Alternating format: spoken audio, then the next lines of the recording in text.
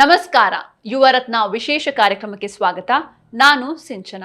ಇಂದಿನ ಕಾರ್ಯಕ್ರಮದಲ್ಲಿ ನಮ್ಮೊಂದಿಗಿದ್ದಾರೆ ರೈತರು, ಉದ್ಯಮಿ ಹಾಗೂ ರಾಜಕೀಯವಾಗಿ ಸಕ್ರಿಯರಾಗಿರುವಂತಹ ಸಂತೋಷ್ ಕುಮಾರ್ ಐ ಪಾಟೀಲ್ ಅವರು. ಬನ್ನಿ ಅವ್ರನ್ನ ಕಾರ್ಯಕ್ರಮಕ್ಕೆ ಸ್ವಾಗತಿಸೋಣ. ನಮಸ್ತೆ ಸರ್, ಕಾರ್ಯಕ್ರಮಕ್ಕೆ ಸ್ವಾಗತ.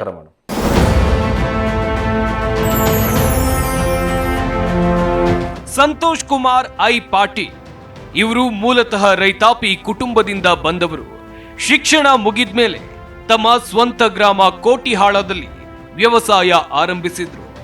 IH ಪಾಟೀಲ ಅಂಡ್ ಕಂಪನಿ ಸ್ಥಾಪನೆ ಮಾಡಿ ಕರ್ನಾಟಕದಲ್ಲಿ ಮೊದಲ ಬಾರಿಗೆ ಲಕ್ಕಿ ಆರ್ಟಿಸ್ಟ್ ಸ್ಪೆಷಲ್ ಸ್ಟ್ಯಾಂಡ್ ತಯಾರಿಕಾ ಘಟಕ ಆರಂಭಿಸಿದ್ರು. ಇಷ್ಟು ಮಾತ್ರ ಅಲ್ಲದೆ ರಾಜ್ಯದ ಸುಮಾರು 18 ಜಿಲ್ಲೆಗಳಲ್ಲಿ ತಮ್ಮ ವಿವಿಧ ಉದ್ಯಮವನ್ನು ನಡೆಸ್ತಾ ಇದ್ದಾರೆ.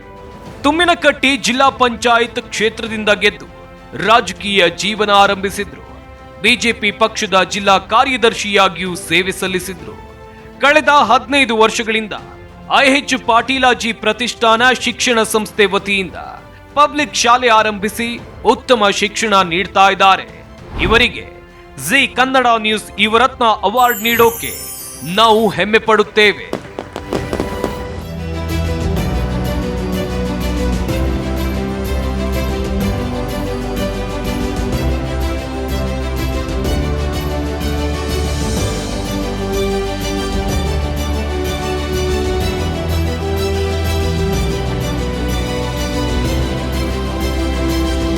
ಭಾಳಷ್ಟು ಖುಷಿಯಾಗಿದೆ, ಭಾಳಷ್ಟು ಅಭಿಮಾನ ಮತ್ತು ಸಂತೋಷದಿಂದ ಇವತ್ತು ನಾನು ಈ ಕಾರ್ಯಕ್ರಮದಲ್ಲಿ ಭಾಗವಹಿಸಿದ್ದೇನೆ. ಇವತ್ತು ನನ್ನ ಸ್ನೇಹಿತರೊಟ್ಟಿಗೆ ಬಹುಶಃ ಇದೊಂದು ಹೊಸ ಮೈಲಿಗಲ್ಲನ್ನು ಸೃಷ್ಟಿ ಮಾಡುತ್ತೆ. ಇನ್ನೂ ಹೆಚ್ಚು ಸಾಧಕರು ಇದರಿಂದ ಪ್ರೇರಣೆಗೊಳ್ತಾರೆ.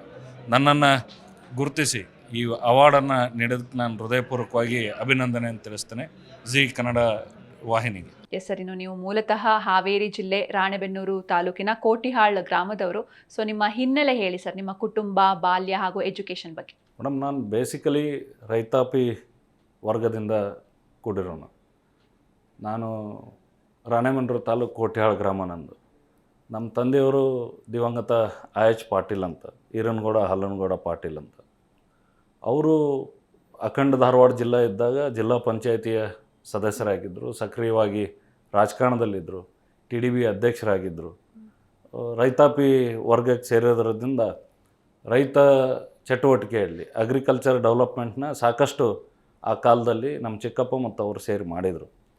ನಮ್ಮ ದುರಾದೃಷ್ಟ ಸುಮಾರು 1991ನಲ್ಲಿ ಅವರು ಎಕ್ಸ್ಪೈರ್ ಆದರು, ಆರೋಗ್ಯ ಸರಿ ಇಲ್ಲದೆ. ನಮ್ಮ ಚಿಕ್ಕಪ್ಪರು ಮಂತಂದು ಜವಾಬ್ದಾರಿ ತಗೊಂಡ್ರೆ ನಾವೆಲ್ಲ ಭಾಳ ಚಿಕ್ಕವರು. ಅವಾಗ ಐ ವಾಸ್ ಜಸ್ಟ್ 8-9 ಇಯರ್ಸ್. ನನಗೆ 3 ಜನ ಸಿಸ್ಟರ್ಸು, ಇಬ್ಬರು ದೊಡ್ಡವರಿದ್ದಾರೆ, ಒಬ್ಬಳು ನನಗೂ ಚಿಕ್ಕವಳು.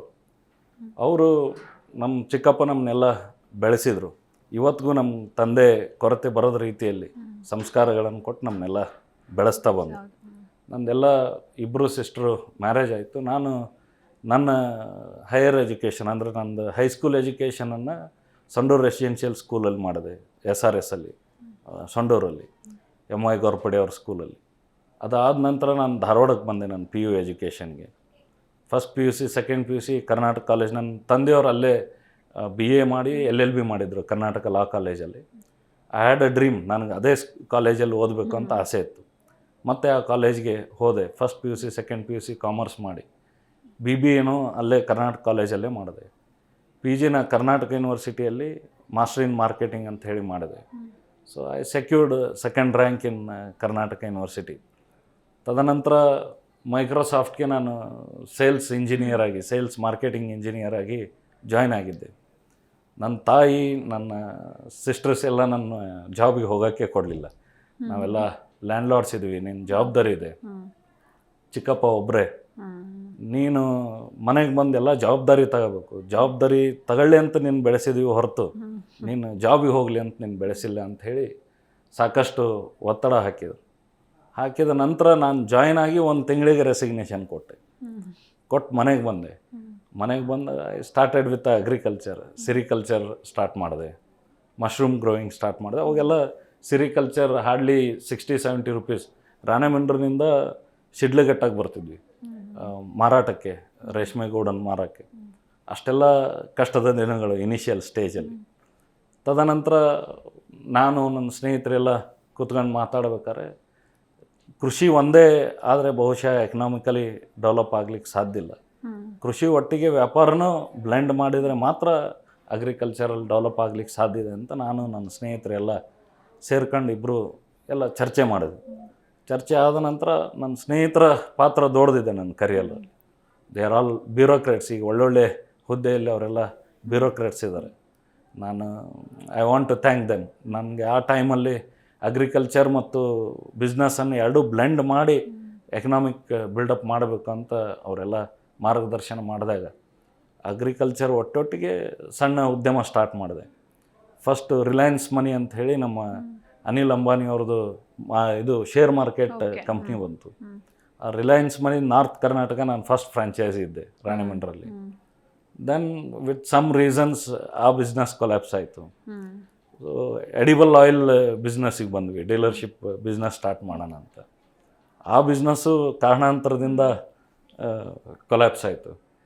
ದೆನ್ ಮತ್ತೆ ಅಟ್ಲೀಸ್ಟ್ ರೆವೆನ್ಯೂ ಜನ್ರೇಟ್ ಆಗಲಿ ಅಂತ ಹೇಳಿ ನಾನು I started working on agency based. LICದು ಏಜೆಂಟ್ ಆಗಿ ಸಹ ಕೆಲಸ ಮಾಡಿದ ಉದಾಹರಣೆಗಳಿದ್ದಾವೆ, ಬಜಾಜ್ ಅಲಯನ್ಸ್ ಟು LICದು. ಸೊ ಸ್ಲೋಲಿ ಎಕನಾಮಿಕಲಿ ಗ್ರೋತ್ ತಾಣ್ತಾ ಅಗ್ರಿಕಲ್ಚರ್ ಮತ್ತು ಬಿಸ್ನೆಸ್ನ ಯಾರನ್ನು ಬ್ಲೆಂಡ್ ಮಾಡ್ತಾ ಇವತ್ತು ಈ ಹಂತಕ್ಕೆ ಬಂದು ನಿಂತಿದ್ದೀವಿ. ಎಸ್ ಸರ್, ನೀವಾಗಲೇ ಹೇಳಿದ್ರಿ ಒಂದೆರಡು ಬಿಸ್ನೆಸ್ ಕೊಲ್ಯಾಪ್ಸ್ ಆಗಿರುವಂಥದ್ದು. ಸೊ ಎಷ್ಟೋ ಜನ ಯುವಕರು ಈಗ ಒಂದು ನಿರುದ್ಯೋಗ ಸಮಸ್ಯೆಯಿಂದ ಬಳಲ್ತಾ ಇರ್ತಾರೆ. ಹಾಗಾಗಿ ತಮ್ಮದೇ ಆದಂಥ ಒಂದು ಬಿಸ್ನೆಸ್ನ ಸ್ಟಾರ್ಟ್ ಮಾಡಬೇಕು ಅಂತಿರ್ತಾರೆ. ಆದರೆ ಈ ಬಿಸ್ನೆಸ್ಸಲ್ಲಿ ಒಂದ್ಸಲ ಲಾಸ್ ಅವರಿಗೆ ಸ್ಟಾರ್ಟಿಂಗಲ್ಲೇ ಸಿಕ್ಬಿಡ್ತು ಅಂದರೆ ಅವರು ಇನ್ನೂ ಧೈರ್ಯ ಮಾಡೋದೇ ಇಲ್ಲ ಮುಂದಕ್ಕೆ ಹೋಗೋದಕ್ಕೆ. ಏಕೆಂದರೆ ಪ್ರಾಫಿಟ್ಟೇ ಬೇಕು, ಪ್ರಾಫಿಟ್ ಸಿಕ್ಕಿದ್ರೆ ಮಾತ್ರ ಅನ್ನೋಂಥ ಮೈಂಡ್ ಸೆಟ್ ಈಗಿನ ಯುವಕರಿಗೆ. ಇಲ್ಲಾಂದರೆ ಡಿಪ್ರೆಷನ್ಗೆ ಹೋಗೋದಾಗಿರ್ಬೋದು, ಈ ರೀತಿ ಒಂಥರ ಮೆಂಟಲಿ ವೀಕ್ ಇರ್ತಾರೆ. ಸೊ ಇಂಥವರಿಗೆ ಏನು ಮೆಸೇಜ್ ಕೊಡ್ತೀರಾ? ನೀವು ನೋಡಿದಂಥ ಆ ಸೋಲು ಗೆಲುವು ಅವೆರಡನ್ನ ಹೆಂಗೆ ಬ್ಯಾಲೆನ್ಸ್ ಮಾಡಿದ್ರಿ ಅಂತ? Madam, they are all lessons of the life. ಈಗ ನೀವು ಯೂಶ್ವಲಿ ನಾವೆಲ್ಲ ಟರ್ಮಿನಾಲಜಿ ಯೂಸ್ ಮಾಡ್ತೀವಿ, ಸರ್ವೈವಲ್ ಆಫ್ ದಿ ಫಿಟ್ಟೆಸ್ಟ್. ಯಾರು ಬಲಾಢ್ರಿದ್ದಾರೆ ಅವರು ಬದುಕ್ತಾರೆ ಅಂಥೇಳಿ. ಬಲಾಢ್ರು ಇಟ್ಸ್ ಅ ಬ್ರಾಡರ್ ಸೆನ್ಸ್, ಅದು ಬಾರ್ಡರ್ ಸೆನ್ಸ್ನಲ್ಲಿ ಹೇಳಿರೋದು. ಬಲಾಢ್ರು ಮಾನಸಿಕವಾಗಿರಬೇಕು. ಆರ್ಥಿಕತೆ ಬಹುಶಃ ಎಕನಾಮಿ ವಿಡೋನು ಈ ದೇಶ ಬಹಳಷ್ಟು ಜನ ಮಿಲಿಯನಿಯರ್ಸ್ನು ನೋಡಿದೆ, ಅದೇ ಮಿಲಿಯನಿಯರ್ಸ್ ಬ್ಯಾಂಕ್ರಪ್ಟ್ ಆಗಿದ್ದನ್ನು ನಾವೆಲ್ಲ ನೋಡಿದ್ದೀವಿ. ಬಲಾಢ್ಯರು ಮಾನಸಿಕವಾಗಿ, ಬಲಾಢ್ಯರು ತಲೆಯಿಂದ ಇದ್ದಾಗ ಮಾತ್ರ ನಾವೆಲ್ಲ ಸರ್ವೈವಲ್ ಆಗಿ ಸಾಧ್ಯ ಇದೆ. ನಾವೆಲ್ಲ ಕಲಿಬೇಕು. ಎಕನಾಮಿಕಲ್ ಗ್ರೋತ್ ಬರೋದೇ ನಮಗೆಲ್ಲ ಪಾಠದಿಂದ. ಈಗೆಲ್ಲ ಎಜುಕೇಷನ್ ಇನ್ಸ್ಟಿಟ್ಯೂಷನ್ನ ಭಾಳಷ್ಟು beautifully they groom you.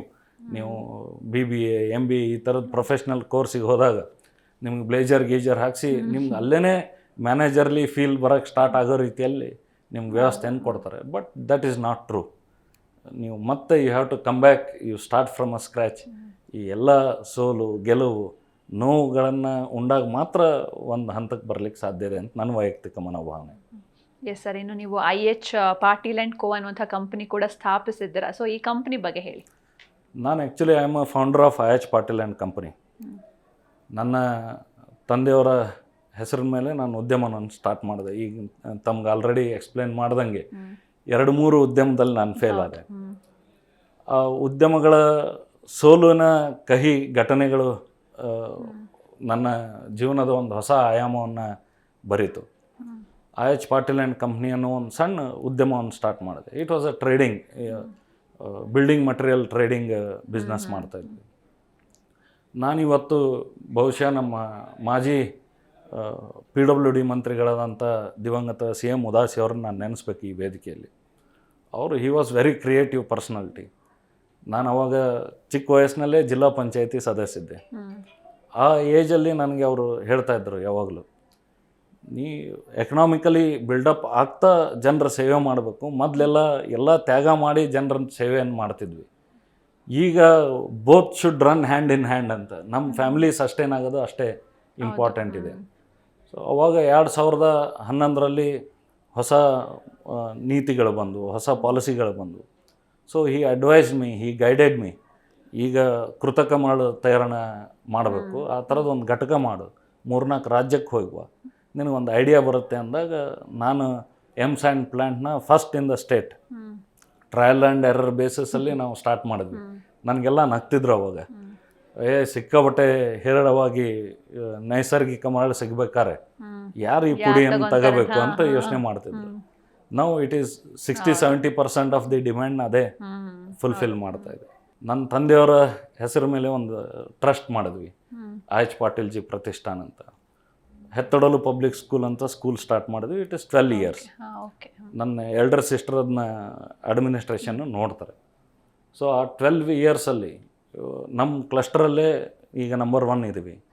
We are just taking peanut. ನಮ್ದು ಇನ್ಫ್ರಾಸ್ಟ್ರಕ್ಚರ್ದು ಕಾಸ್ಟೂ ಇಲ್ದಂಗೆ ಬರೀ ಟ್ಯೂಷನ್ ಫೀಸ್ ತಗೊಂಡು ಸುತ್ತಮುತ್ತ 20-25 ಕಿಲೋಮೀಟ್ರ್ ಇರುವಂಥ ಊರಿನಿಂದ ಎಲ್ಲ ಮಕ್ಕಳನ್ನ ನಮ್ಮ ಸ್ಕೂಲ್ ಬಸ್ಸಲ್ಲೇ ಕರೆಸಿ ವಿದ್ಯೆಯನ್ನು ಕೊಡುವಂಥ ಕೆಲಸ ನಮ್ಮ ಸಂಸ್ಥೆ ಮಾಡ್ತಾಯಿದೆ. ಅದರ ನಂತರ ನಮ್ಮ ಭಾಗದಲ್ಲಿ ಈ 5-6 ವರ್ಷಗಳ ಹಿಂದೆ ಬಹಳಷ್ಟು ಜನ ರೈತರ ಆತ್ಮಹತ್ಯೆ ಆಗಿತ್ತು. ವಿಶೇಷವಾಗಿ ನಾ ಪ್ರತಿನಿಧಿಸಿದಂಥ ಜಿಲ್ಲಾ ಪಂಚಾಯತಿ ತಿಮ್ಮನಕಟ್ಟಿ ಕ್ಷೇತ್ರದಲ್ಲಿ 3-4 ಜನ ರೈತರು ಆತ್ಮಹತ್ಯೆ ಮಾಡಿದರು. ಅವ್ರ ಮಕ್ಕಳನ್ನ ಅಡಾಪ್ಟ್ ಮಾಡಿ, ಎಜುಕೇಷ್ನಲ್ಲಿ ಅಡಾಪ್ಟ್ ಮಾಡಿ ನಮ್ಮ ಸ್ಕೂಲಲ್ಲೇ up to 10th free education ಕೊಡುವಂಥ ಕೆಲಸ ಮಾಡಿದ್ವಿ. ಅಂಗವಿಕಲರಿಗೆ ಲ್ಯಾಪ್ಟಾಪ್ ಕೊಡುವಂಥ ಕೆಲಸ ಆಗಲಿ, ಸ್ಕಾಲರ್ಶಿಪ್ ಕೊಡುವಂಥ ಕೆಲಸ ಆಗಲಿ. ಅದರ ಒಟ್ಟಿಗೆ ಆಯಚ್ ಪಾಟೀಲ್ ಸಂಸ್ಥೆನ ಎಕನಾಮಿಕಲ್ಲೇನೂ ಅದನ್ನ ಬಿಲ್ಡಪ್ ಮಾಡ್ತಾ ಬಂದ್ವಿ. ಸೊ ನಾವು ಈಗ we are the authorised fabricator for Encraft, window craft ಅಂತ ಹೇಳಿ UPC and system aluminium factory ಇದೆ ನಮ್ಮದೀಗ. ಮೈ ಕಾಂಕ್ರೀಟ್ ಅಂಥೇಳಿ ರೆಡಿ ಕಾಂಕ್ರೀಟ್ ಮಿಕ್ಸ್ ಯೂನಿಟ್ ಇದೆ, ಹಾವೇರಿಯಲ್ಲಿದೆ, ದಾವಣಗೆರೆಯಲ್ಲಿದೆ recently. So now we are coming out with my home concept, turn key basis, ಮನಿನ affordable ಕಾಸ್ಟಲ್ಲಿ ವಿತ್ ಆಲ್ ಇನ್ಫ್ರಾಸ್ಟ್ರಕ್ಚರ್ ಕೊಡೋ ರೀತಿಯಲ್ಲಿ ನಾವೆಲ್ಲ ಪ್ಲ್ಯಾನ್ ಮಾಡಿ ಬರ್ತಾ ಇದ್ದೀವಿ. This multi angle ways the H Patil and company is growing ಪ್ಯಾರಲಲಿ one side. So ಇನ್ನೊಂದು ಕಡೆಗೆ ಅದರ ಆಲ್ಮೋಸ್ಟ್ 20-25% ಆಫ್ ದಿ ರೆವೆನ್ಯೂನ ನಮ್ಮ ವಿದ್ಯಾಸಂಸ್ಥೆಗೆ ಡಂಪ್ ಮಾಡ್ಕೊಂಡು ಅಲ್ಲಿಂದ ಮಕ್ಕಳಿಗೆ ವಿದ್ಯಾಭ್ಯಾಸವನ್ನು ಕೊಡುವಂಥ ಕೆಲಸ ನಮ್ಮ ಸಂಸ್ಥೆಯಿಂದ ಮತ್ತು ಆಯಚ್ ಪಾಟೀಲ್ ಗ್ರೂಪ್ ಆಫ್ ಕಂಪ್ನೀಸಿಂದ ನಾವು ಮಾಡ್ತಾ ಇದ್ದೀವಿ. ಒಂದು ಕಡೆ ರೈತರು, ಇನ್ನೊಂದು ಕಡೆ ಉದ್ಯಮಿ, ಜೊತೆಗೆ ಸಾಮಾಜಿಕ ಹೋರಾಟಗಾರರು, ಸಮಾಜ ಸೇವಕರು, ಇನ್ನೊಂದು ಕಡೆ ರಾಜಕೀಯದಲ್ಲೂ ಕೂಡ ಸಕ್ರಿಯರಾಗಿದ್ದೀರಾ. ಈ ರಾಜಕೀಯದ ಬಗ್ಗೆ ಆಮೇಲೆ ಮಾತಾಡೋಣ. ಸೊ ಮೊದಲಿಗೆ ಈ ಒಂದು ಟ್ರಸ್ಟ್ನ ಸ್ಥಾಪಿಸಿ ಅಲ್ಲಿ ಅನೇಕರಿಗೆ ಸಹಾಯವನ್ನು ಮಾಡ್ತಿದ್ದೀರಾ. ಸೊ ಈಗ ಇನ್ನೊಬ್ಬರು ಬಾಳಿಗೆ ನೆರಳಾಗಬೇಕು ಅನ್ನೋಂಥ ಒಂದು ಆಸಕ್ತಿ ಅಥವಾ ಒಂದು ಯೋಚನೆ ಹೇಗೆ ಬಂತು ಅಂತ, ಯಾವುದಾದ್ರು ಒಂದು ಘಟನೆಯಿಂದ ಇನ್ಸ್ಪೈರ್ ಆದ್ರೆ ಹೇಗೆ? ಮೇಡಮ್, ನಾವೆಲ್ಲ ಚಿಕ್ಕವರಿದ್ವಿ ಅವಾಗ. ಆಸ್ತಿ ನಮ್ಮ ತಂದೆಯವ್ರದ್ದು, ನಮ್ಮ ಅಜ್ಜಾರು ಮಾಡಿಟ್ಟಿದ್ರು. ಸುಮಾರು 100-120 ಏಕರ್ಸ್ ಇರಿಗೇಟೆಡ್ ಲ್ಯಾಂಡ್ ಇದ್ದರೂ ಕೂಡ ಇನ್ನೂ ಇರಿಗೇಷನ್ ಇನ್ಫ್ರಾಸ್ಟ್ರಕ್ಚರ್ ಡೆವಲಪ್ ಆಗಿರಲಿಲ್ಲ. ನಾವೆಲ್ಲ ಚಿಕ್ಕವರು. ನಮ್ಮ ತಂದೆ ಚಿಕ್ಕ ವಯಸ್ಸಲ್ಲಿ ತೀರೋಗಿಬಿಟ್ರು. The struggle of my uncle, ನನ್ನ ಅಂಕಲ್ ನಮ್ಮದೆಲ್ಲ ಫೀಸ್ ಕಟ್ಟೋದು, ಅವ್ರ ಲೈಫನ್ನು ಬ್ಯಾಲೆನ್ಸ್ ಮಾಡಿ ನಮಗೆಲ್ಲ ಯೂನಿಫಾರ್ಮ್ಸ್, ನಮ್ಮ ಸ್ಕೂಲ್ ಬುಕ್ಸ್, ಅದೆಲ್ಲ ಆ ಪ್ರಯತ್ನ, ಆ ಹೋರಾಟ ನೋಡಿದ್ದೀನಿ. ನನ್ನ ತಂದೆ, ನನಗೆ ಇವತ್ತಿಗೂ ನೆನಪಿದೆ, ನಾನು ರೋಟ್ರಿ ಇಂಗ್ಲೀಷ್ ಮೀಡಿಯಮ್ ಸ್ಕೂಲಲ್ಲಿ ಓದ್ತಾ ಇದ್ದೆ ನಮ್ಮ ರಾಣೆಮಂಡ್ರಲ್ಲಿ ಪ್ರೈಮರಿಯಲ್ಲಿ. ನನ್ನ 3 ಜನ ಸಿಸ್ಟರ್ಸು ನಾವೆಲ್ಲ ಒಟ್ಟಿಗೆ ಸೈಕಲ್ ತೊಗೊಂಡು ಹೋಗ್ತಾಯಿದ್ವಿ. ಆ ಸೈಕಲ್ ತೊಗೊಂಡು ಹೋಗ್ಬೇಕಾದ್ರೆ ನಮ್ಮ ಫೀಸ್ ಎಲ್ಲ ಇನಿಷಿಯಲಿ ಕಟ್ಟಬೇಕಿತ್ತು. ಅವಾಗ hardly it was 1800-2000 rupees per head. ನಮ್ಮ 4 ಜನದ ನಡುವೆ ಒಂದು 10,000 ಬರ್ತಿತ್ತು. ನಮ್ಮನ್ನೆಲ್ಲ ಸ್ಕೂಲ್ನಿಂದ ಹೊರಗೆ ನಿಲ್ಲಿಸ್ತಿದ್ರು. 4-5 ಸ್ಕೂಲ್ ಸ್ಟಾರ್ಟ್ ಆಗಿ 4-5 ತಿಂಗಳಾದ್ರೂ ಫೀಸ್ ಕಟ್ಟಿರಲಿಲ್ಲ ಅನ್ನೋ ಕಾರಣಕ್ಕೆ ನಮ್ಮನ್ನೆಲ್ಲ ಹೊರಗೆ ನಿಲ್ಲಿಸ್ತಿದ್ರು. ಯಾಕಂದ್ರೆ ದಟ್ ಟೈಮ್ ನಮ್ಮ ಫಾದರ್ ಆರೋಗ್ಯನೂ ಸರಿ ಇರಲಿಲ್ಲ. Parallelly my uncle was struggling to handle everything. ಅದನ್ನೆಲ್ಲ ಸ್ಟ್ರೀಮ್ಲೈನ್ ಮಾಡೋಕ್ಕೆ ಅವ್ರ ಹೋರಾಟಗಳನ್ನು ಮಾಡ್ತಿದ್ರು. ನಮ್ಮ ತಾಯಿ ಊರು ಹಳ್ಳಿಯಲ್ಲಿ ಇರ್ತಿದ್ರು. ನಾವೆಲ್ಲ ನಮ್ಮ ಅತ್ತೆ ಮನೆಯಲ್ಲಿದ್ದು ವಿದ್ಯಾಭ್ಯಾಸ ಕಲ್ತ್ವಿ. ಆ ಸ್ಟ್ರಗಲ್ ನಮ್ಮನ್ನೇನು ಹೊರಗೆ ನಿಲ್ಲಿಸ್ತಿದ್ರು, ಆ ನೋವು ಬಹುಶಃ ನಮಗೆ ಪಾಠ ಆಗಿದೆ. ಯಾವ ಮಕ್ಕಳು ಇವತ್ತಿಗೂ ಹೊರಗೆ ನಿಂತು ವಿದ್ಯಾಭ್ಯಾಸ ಕಲಿಬಾರ್ದು, ನಮ್ಮ ಸ್ಕೂಲಲ್ಲಿ ಬರಬೇಕು. ನಿಮಗೆ ಗೊತ್ತಿರಲಿ, ನಮ್ಮ ಸ್ಕೂಲಲ್ಲಿ we are just charging 18,000 rupees per annum. So ಪಿಕ್ ನಮ್ಮದೇ, ಡ್ರಾಪ್ ನಮ್ಮದೇ. S sir. ಇನ್ನು ನೀವು ಇನ್ನೊಂದು ಕಡೆ ರಾಜಕೀಯ ರಂಗದಲ್ಲೂ ಕೂಡ ಸಕ್ರಿಯರಾಗಿದ್ದೀರಾ. ಈ ರಾಜಕೀಯದ ಕಡೆಗೆ ಒಲವು ಹೆಂಗೆ ಸ್ಟಾರ್ಟ್ ಆಯಿತು? ನಮ್ಮ ಫಾದರು TDB ಪ್ರೆಸಿಡೆಂಟ್ ಇದ್ದರು. LLB ಓದ್ಬೇಕಾದ್ರೆ ಅವರು ಧಾರವಾಡಲ್ಲಿ. ಅವಾಗೆಲ್ಲ ಅವರು ಅವರ ವಿದ್ಯಾ elections, secretary elections, general secretary elections ಮಾಡ್ತಿದ್ರಂತೆ. ನನಗೆ ಆ್ಯಕ್ಚುಲಿ ಐಡಿಯಾ ಇಲ್ಲ. ಅದಾದ ನಂತರ ಅವರಿಲ್ಲಿ ನನ್ನ ಭಾಗದಲ್ಲಿ ಬಂದು TDB ಪ್ರೆಸಿಡೆಂಟ್ ಆದರು. ನಮ್ಮ ತಾಲೂಕು ಬೋರ್ಡ್ಗೆ ಅವಾಗ ಇನ್ನೂ ತಾಲೂಕ್ ಪಂಚಾಯತ್ ಇರಲಿಲ್ಲ. TDB ಪ್ರೆಸಿಡೆಂಟ್ ಆದರು. ತದನಂತರ ಅಖಂಡ ಧಾರವಾಡ ಜಿಲ್ಲಾ ಇದ್ದಾಗ ಅವರು ಜಿಲ್ಲಾ ಪಂಚಾಯತಿಯ ಸದಸ್ಯರಾದರು. ಬಹುಶಃ ಅವ್ರ ಒಟ್ಟಿಗೆ ಆದಂಥ 80-90% ಜಿಲ್ಲಾ ಪಂಚಾಯತ್ ಸದಸ್ಯರು ಎಲ್ಲರೂ ಇವತ್ತು ಶಾಸಕರು, ಮಂತ್ರಿಗಳು, ಮಾಜಿ ಮಂತ್ರಿಗಳು, ಶಾಸಕರು ಇದ್ದಾರೆ. ನಮಗೂ ಅದೃಷ್ಟ ಸಿಕ್ತಿತ್ತೇನೋ. ಬಟ್ ಅಕಾಲಿಕವಾಗಿ ನಮ್ಮ ತಂದೆಯವರ ಆರೋಗ್ಯ ಸರಿ ಇರದೆ ಕಾರಣ ಅವರು ತೀರಿ ಹೋದರು. ಸೊ ಆದ ನಂತರ ನನ್ನ ಚಿಕ್ಕಪ್ಪರ ಪೊಲಿಟಿಕಲ್ ಲೆಗಸಿನ ಕಾಪಾಡ್ಕೊಂಬಂದರು. APMCಯ ನಿರ್ದೇಶಕರಾಗಿ, ಅಧ್ಯಕ್ಷರಾಗಿ ಅವರು ಸೇವೆಯನ್ನು ಸಲ್ಲಿಸಿದರು. ನಾನು ನನ್ನ ವಿದ್ಯಾಭ್ಯಾಸ ಮುಗಿಸಿ ಅಗ್ರಿಕಲ್ಚರಲ್ಲಿ ಎಲ್ಲ ಚೆನ್ನಾಗಿ ಮಾಡ್ಬೇಕಾದ್ರೆ ನನ್ನ ಕಾನ್ಸ್ಟಿಟ್ಯೂನ್ಸಿ ಜನರಲ್ ಬಂತು. ಜನರಲ್ ಬಂದಾಗ ಅವಾಗ G. ಶಿವಣ್ಣವ್ರ ಶಾಸಕರಿದ್ದರು, ಉದಾಸ್ ಸಾಹೇಬರು PWD ಮಿನಿಸ್ಟರ್ ಇದ್ದರು, ಸನ್ಮಾನ್ಯ ಮಾಜಿ ಮುಖ್ಯಮಂತ್ರಿಗಳಾದಂಥ ಬಸವರಾಜ ಬೊಮ್ಮಾಯಿ ಸಾಹೇಬರು ಅವಾಗ ನಮ್ಮಲ್ಲಿ ನೀರಾವರಿ ಮಂತ್ರಿ.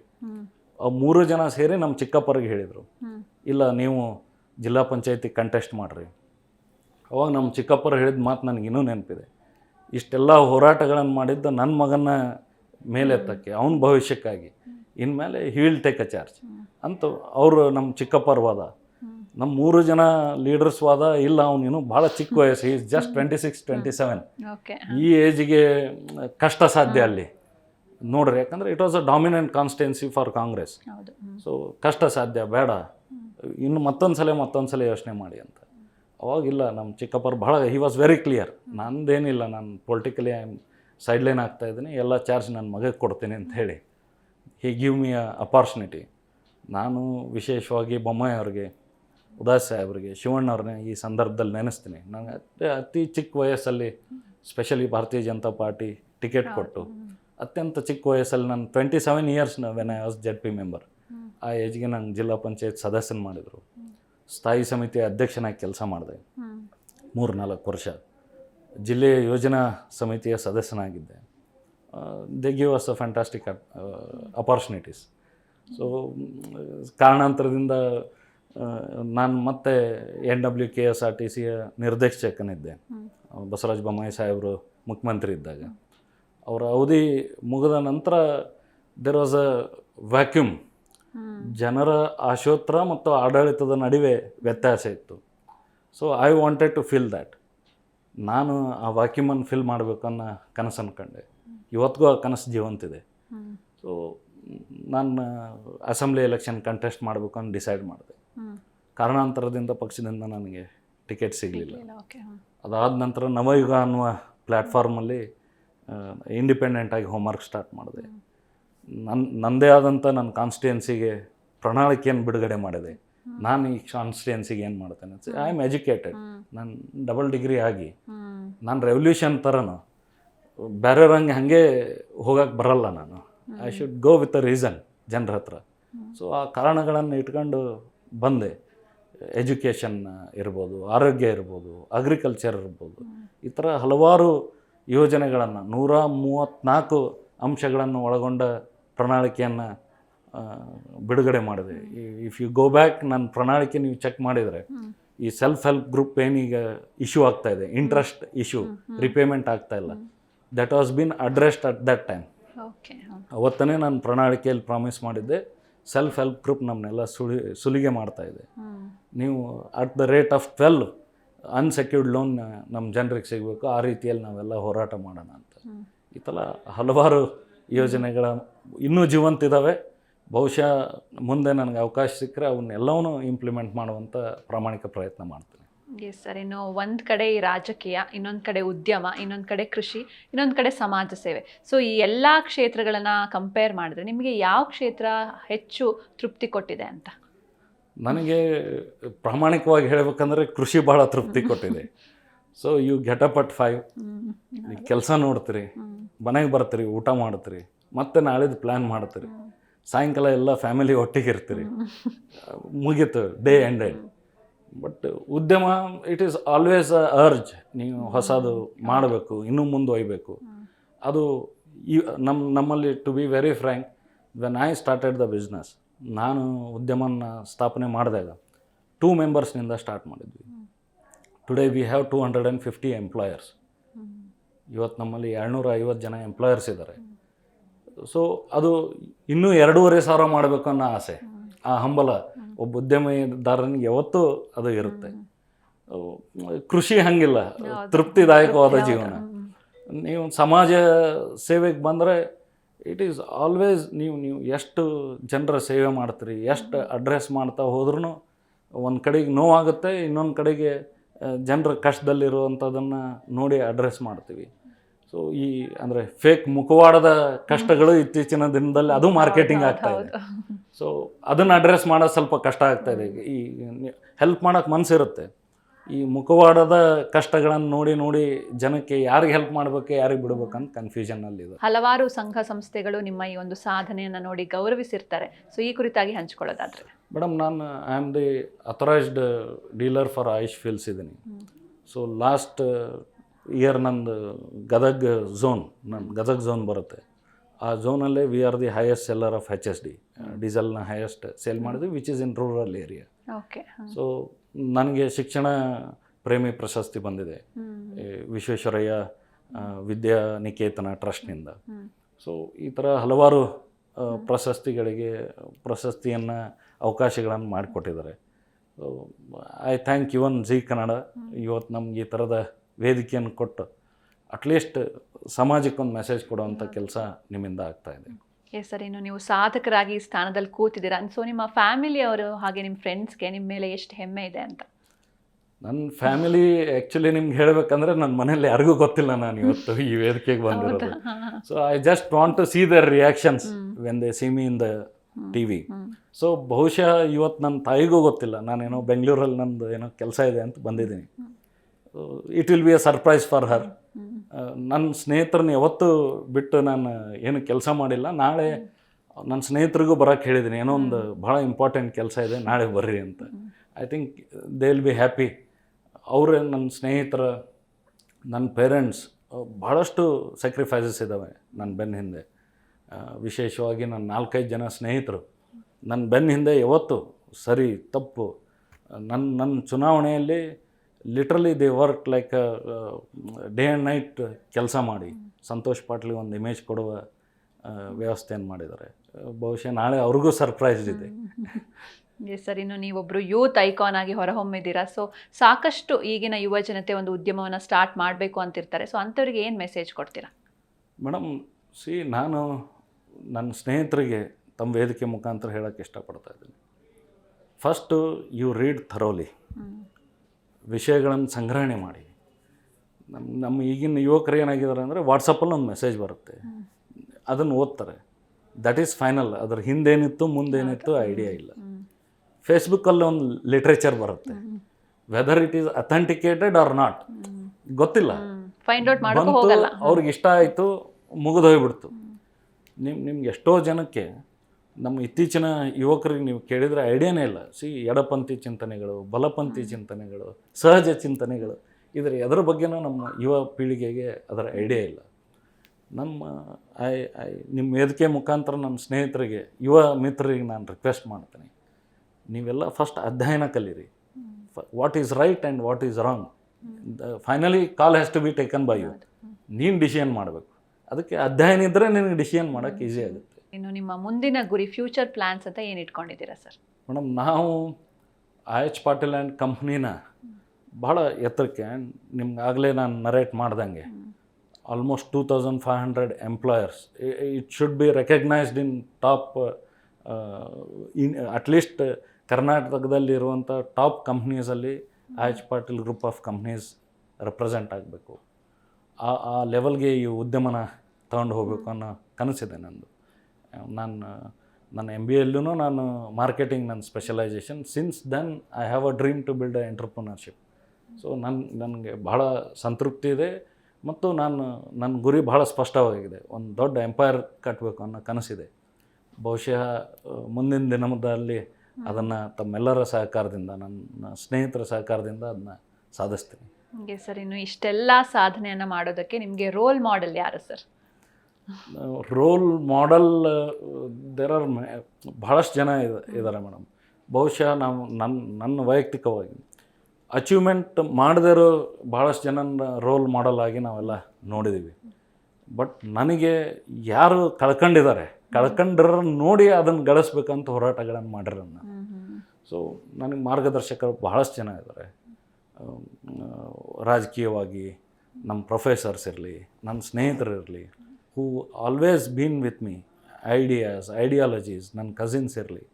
ಸೊ ನಿಮ್ಗೆ ಜಸ್ಟ್ ಒಂದು ಎಕ್ಸಾಂಪಲ್ ಹೇಳ್ತೀನಿ. ನಾನು ಮೈ ಹೋಮ್ಸ್ ಅಂತ ಕಾನ್ಸೆಪ್ಟ್ ತರಬೇಕು ಅಂತ, ಟರ್ನ್ ಕೀ ಬೇಸಿಸ್ ಹೋಮ್, ನಾವು ಕಂಪ್ಲೀಟ್ ಇನ್ಫ್ರಾಸ್ಟ್ರಕ್ಚರ್ ನಾವೇ ಬಿಲ್ಡ್ ಮಾಡಿ ಕೊಡಬೇಕು ಅಂತ ಹೋಗ್ತಾ ಇದ್ವಿ ನಮ್ಮ ಭಾಗದಲ್ಲಿ. ಸೊ ನಾನು ಜಸ್ಟ್ ಯೋಚನೆ ಮಾಡ್ತಾಯಿದ್ದೀನಿ, ನನ್ನ ಹಿಂದಿರೋ ನನ್ನ ಬ್ಯಾಕ್ ಆಫೀಸ್ ಕಂಪ್ಲೀಟ್ ಅದರದ್ದು ಎಲ್ಲ ಬ್ಲೂ ಪ್ರಿಂಟ್ ರೆಡಿ ಮಾಡಿ ಇಟ್ಟಿದೆ. So this is how it's happening. So I really want to thank them for that. Yes sir, ಇನ್ನು ನಿಮ್ಮಿಂದ ಸಹಾಯವನ್ನು ಪಡ್ಕೊಂಡವ್ರು, ಈಗ ನೀವು ಸಮಾಜ ಸೇವಕರ ಕೆಲಸ ಮಾಡ್ತಿದ್ದೀರಾ, ಜೊತೆಗೆ ಸ್ಕೂಲ್ ಕೂಡ ನಡೆಸ್ತಾ ಇದ್ದೀರಾ, ಅನೇಕರಿಗೆ ಸಹಾಯ ಮಾಡಿರ್ತೀರಾ, ಅಂಥವ್ರು ನಿಮ್ಮ ಹತ್ರ ಬಂದುಬಿಟ್ಟು ಸರ್ ನಿಮ್ಮಿಂದ ಈ ಕೆಲಸ ಆಯಿತು, ಅಣ್ಣ ನಿಮ್ಮಿಂದ ಉಪಕಾರ ಆಯಿತು ಅಂದಾಗ ನಿಮ್ಗೆ ಏನು ಫೀಲ್ ಆಗುತ್ತೆ ಅಂತ? I feel very proud. ನನಗೆ ಯೂಶ್ವಲಿ ನಮ್ಮ ಗುರುಗಳು ಹೇಳ್ತಿದ್ರು, ನಾನು ದಿವಂಗತ ಸಿ ಎಂ ಉದಾಸಿಯವರು ನನಗೆ ರಾಜಕೀಯ ಗುರುಗಳು ಹೌದು, ವೈಯಕ್ತಿಕವಾಗಿಯೂ ನನಗೆ ಭಾಳಷ್ಟು he is a mentor for me. ಅವ್ರು ನನಗೆ ಹೇಳ್ತಿದ್ರು, ನೀನು ಯಾರಿಗೆ ಒಳ್ಳೇದನ್ನು ಮಾಡಿ ಅದನ್ನು ಯಾವತ್ತೂ ನೆನ್ಪಿಟ್ಕೊಬೇಡ, ನೀ ಯಾರಿಗೇನು ಒಳ್ಳೇದು ಮಾಡಿ ಅಂತ. ನೀನು ಯಾರು ನಿನಗೆ ಕೆಟ್ಟದ್ದು ಮಾಡಿದರೆ ಅವ್ರು ಏನು ಕೆಟ್ಟದ್ದು ಮಾಡಿದ್ರು ಅಂತ ನೆನ್ಪಿಟ್ಕೊಬೇಡ ಅಂತ. ಬಹುಶಃ ನಾನು ಇವತ್ತು ಎಷ್ಟೋ ಜನಕ್ಕೆ ನಾನು ಸಹಕಾರ ಕೊಟ್ಟಿರೋದು ಅಥವಾ ನಾನು ಅವ್ರಿಗೆ ಸಹಾಯ ಹಸ್ತವನ್ನು ಕೊಟ್ಟಿರೋದು ನನಗೆ ನೆನಪಿರಲ್ಲ. ಅವರೆಲ್ಲ ಬಂದು ನನಗಿಲ್ಲ ನಿಮ್ಮಿಂದ ಇಷ್ಟೆಲ್ಲ ಹೆಲ್ಪ್ ಆಯಿತು, ಥ್ಯಾಂಕ್ ಯು ಅಂತ ಹೇಳಿದಾಗ ಐ ಫೀಲ್ ಪ್ರೌಡ್. ಆಮೇಲೆ ಆ ಫೀಲ್ ನಮ್ಮ ಗುರುಗಳು ನನಗೆ ಎದಕ್ಕೆ ನೆನಪಾರು ಅಂತ ಹೇಳ್ತಿದ್ರು ಅನ್ನೋದು ಅವಾಗ ಗೊತ್ತಾಗುತ್ತೆ. I feel proud. So yes, ಇದು ಇನ್ನೂ ಮುಂದುವರಿಸ್ಬೇಕು, ಇನ್ನೂ ಹೆಚ್ಚು ಜನಕ್ಕೆ ನಾವು ಸಹಕಾರ ಕೊಡಬೇಕು ಅನ್ನೋ ಅಭಿಲಾಷೆ ಹೆಚ್ಚಾಗುತ್ತೆ. ಎಸ್ ಸರ್, ಇನ್ನು ಇಷ್ಟು ಹೊತ್ತು ನಿಮ್ಮ ಪ್ರೀಷಿಯಸ್ ಟೈಮ್ನ ನಮಗೆ ಕೊಟ್ಟಿದ್ದಕ್ಕೆ thank you so much. Thank you.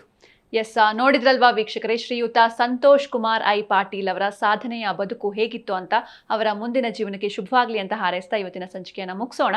ನೋಡ್ತಾ ಇರಿ ಜಿ ಕನ್ನಡ ನ್ಯೂಸ್, ಸತ್ಯವೇ ಸುದ್ದಿಯ ಜೀವಾಳ.